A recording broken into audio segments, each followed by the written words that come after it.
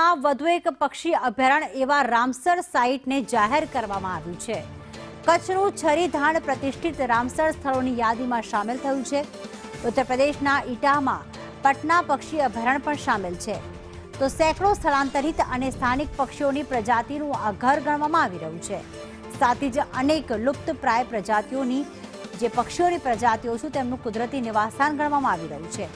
ચિંકારા, વરુ, કારાકલ, રણ, બિલાડી તથા એ પ્રજાતિઓનું આ ઘર છે। પર્યાવરણ મંત્રી ભૂપેન્દ્ર યાદવે ગુજરાતને અભિનંદન પાઠવ્યા।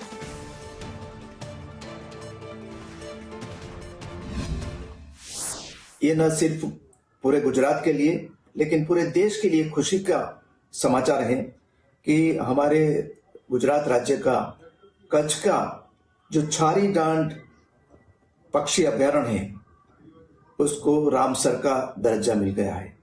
छारी डांड जो बर्ड सेंचुरी वेटलैंड है उसको रामसर साइट का दर्जा मिलने से उसका कंजर्वेशन को बल मिलेगा। साथ ही साथ ये इको टूरिज्म साइट के लिए भी एक प्रिफर्ड डेस्टिनेशन भी बनेगा। गुजरात के लिए ये गौरव की बात है